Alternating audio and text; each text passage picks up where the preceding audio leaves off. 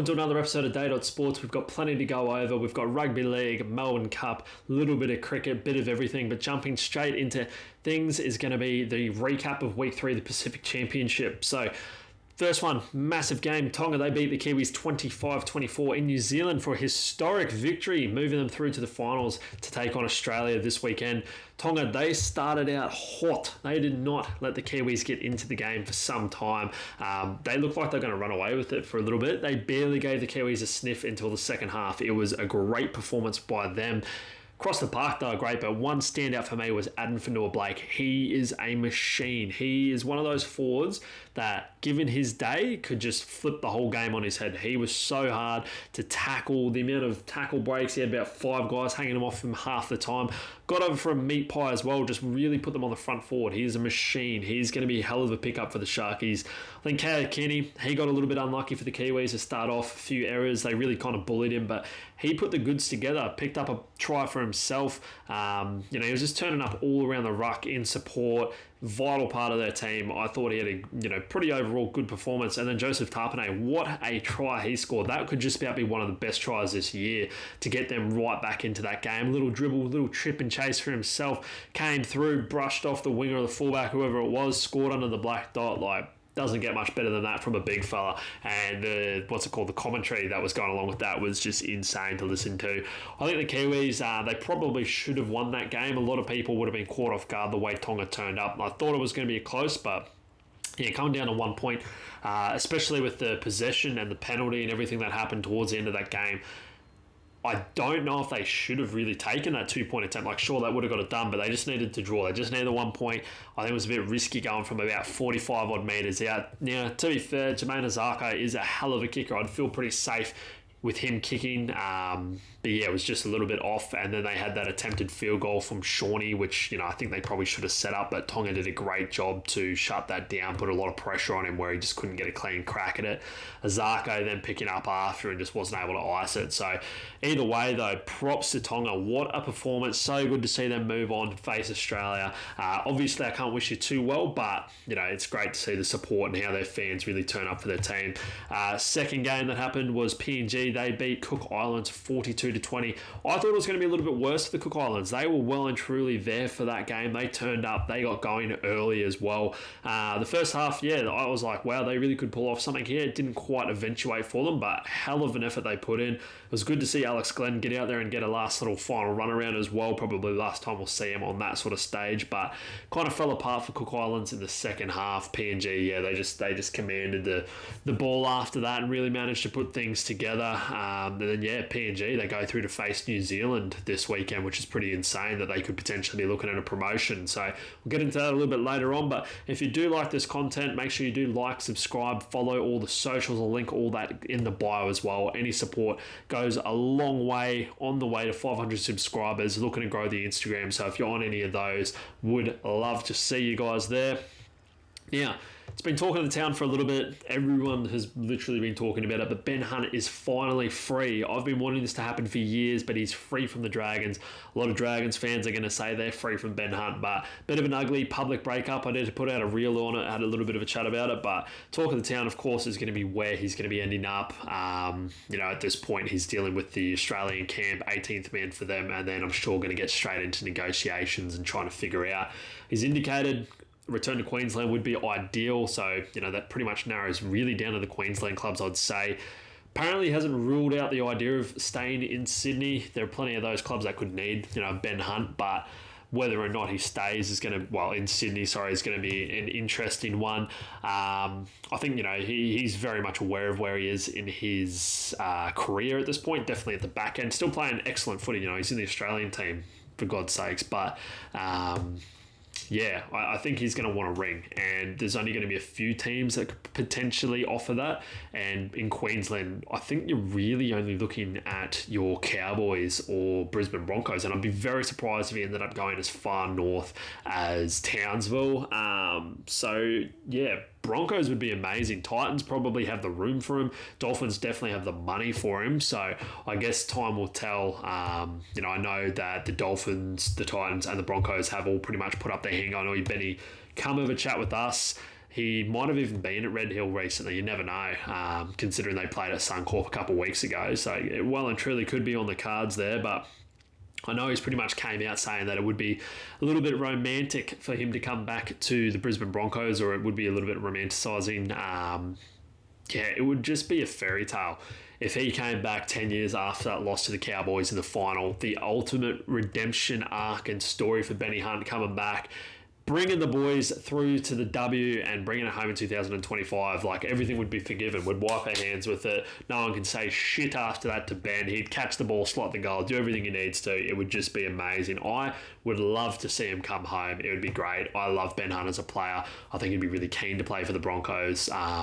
The tricky thing, salary cap. Like, what are you going to do? He is, in some clubs, potentially $1 million player, maybe a little bit under, but still, like, he is still quality as. So for him to come to Brisbane, I think he would need to take significant unders. But again, it comes down to, do you think you could win a premiership there? And I think if we had him in the side with like a Renault, that is dangerous with those young players around him. The expertise that he has, the experience would really rub off on them. His leadership qualities, it would just be insane. But I'd like to see him come and play at 9. Then you can have Moser at 14, or even Billy Walters at 14. I've got no problem with that. He'd be a perfect 14, can fill a lot of positions, kind of diversify the depth there. Because Renault, if he goes down, you've got a like kind of halfback available, ready to go. Shuffle the team around a little bit, and it would just be outstanding. Touch wood, Renault doesn't go down, but if history tells us anything, he is a little bit injury prone at the moment. Hopefully we're not going to see anything serious if he does go down. Something does happen. Hopefully it's only for a game or two. But having Ben Hunt as a backup, it literally cannot get any better than that. So, very interesting to see where Benny's going to land. Again, I'd love to see him come back. We don't really know money-wise, I guess, with the club, with everything, going on with Ezra. Not really going to get into that any further. It's going to be a little bit hard, especially if something severe does end up happening. It's like, well, we might have missed the boat on Ben Hunt. So hopefully he's keen to come. So we'll see what happens. I'd love to see it. It's just an exciting time of the year. So many changes, especially coming November 1, with signings, players leaving clubs. 2 ones that really, really stood out for me was Clint Gutherson supposedly is looking at an immediate release from the Eels, which is wild how they're just ready to get rid of pretty much Mr. Parramatta Eels. He is the heart and soul of that club. The way that he was playing injured towards the end of the season says enough. The type of leader and the type of player he is. The experience is amazing. Gutho is still playing pretty good footy as well. Supposedly could be linked with the Dragons, which is interesting. Flano, I think, said if he is going to come, he'd be playing fullback. So Salome would be moving to the side. I think that's a little bit rough, but if that's what they think is going to work. One that was very surprising though was the Roosters letting Terrell May go. He, I thought, had a pretty good season. He was there very much through the Origin period, or when there was players suspended, he was pretty reliable. Has a motor and a half on him. So him going did smell of something a little bit deeper, not going to lie. Not going to get into that and speculate really anything there. He came out and said, nothing sus about it. It just is what it is. He got the tap on the shoulder. A lot of people are looking at that as the Roosters are teeing up to buy someone big. So whether that's your Ben Hunt or somebody in the halves, or, a big forward or something like that, never know. So, huge loss for the Roosters, and will be a massive pickup to anyone that decides to come along and get him. I think he's an outstanding player. So be interested to see what happens there. Supposedly he is going to be taking legal action against a few people or potential Facebook groups or fan groups or whatever that have come out kind of, chatting a bit of shit about, what could have potentially happened. Again, not going to get into that because he said, X, Y, Z. So we're just going to kind of go with that. It doesn't really help him that the Roosters haven't really come out and, specified anything. If they just come out and gone, yep, he's gone for this fucking reason, whatever it might have been, that would have put everything to bed. So bit of a tricky spot there. If they go after somebody big, they do have about $500 million there in the salary cap to do it. So I guess time will tell with that. But again, he's going to be solid as fuck for any team that can pick him up. And like I was saying, it is just that exciting time of the year. We're seeing all these signings. So you got Reece Walsh, he just re-signed for a couple more years with the Broncos. So I'm so happy to see that. Still waiting for this Broncos wise anyway, like Stags and Cobbo, but we picked up Xavier Williamson, that's great. Sammy Walker, he's re-signed for the Roosters for another 2 years. That one did hurt. I would have loved to have seen him come to the Broncos, but, can't have them all. all the new kits, all the new jerseys, everything coming out. There's so much news, it feels like the season's just ended, but really it's revving up again for 2025. All the clubs are back pre-season training, getting hard into it. So yeah, no, it is already revving up and we barely get any rest, but love it at the same time. It is a little bit fresh air and gets you excited for 2025. Now, a little bit more sporting. We had the race that stopped the nation yesterday, the Melbourne Cup, and it really does. There is no other sporting event that everything goes on hold in various businesses and organisations. They're not having everyone drop everything, putting on morning teas or going out for lunch or drinks or whatever just to watch like the AFL or the rugby league. Well, I guess Victoria somewhat stops the state, but outside of that, like a lot of other events are just like, oh, whatever, cool, niche sporting events. But the Melbourne Cup just, goes wild with all that. And I saw some wild mystery bets going on. Some people that had mystery first, second, third, and fourth and put like $20 on it, winning hundreds of thousands of dollars, which is just insane. I had a mystery trifecta on there, and I got like I think the two favourites and another one might have been Circle of Fire or whatever horse it was. I was like, yeah, this looks nice. I like this. And yeah, they didn't fucking place anywhere. So just one of those things. Horse racing, I feel, in particular Melbourne Cup, you could just close your eyes, throw a dart with a list of names, and whoever is fucking well and truly a chance. Like the horse that won, what was his name? But Nice Choice. I think before a jump was paying something like $101 or even, way more weeks leading up to it, which is just insane. I think favourites came down to like $6, maybe $7, and you got like the most roughy of all roughies coming through and getting it done. So it's just insane. You cannot genuinely tell me that anyone went out and picked that horse with any sort of fucking know-how, because that's just insane. So good on anyone that got up on it. That is some serious coin. The ones that won tens if not hundreds of thousands off like $20 odd, that's just baffling, and I wish I was one of them, but sadly wasn't meant to be. Another punter that supposedly got up on old Nice Choice getting the win was AJ Brimson, allegedly anyway. So posting a little winning slip on his Instagram account on Sportsbet. Now, for my trained punting eyes, it does look a lot like a scribbled out rugby league bet he's got below those, which is just mind-boggling. Cannot be punting on the rugby league as a professional NRL player. It's just a no. Really not the most eyes-up play by Brimo. Cropping that would have just been perfect. He could have done a fucking few other things to celebrate.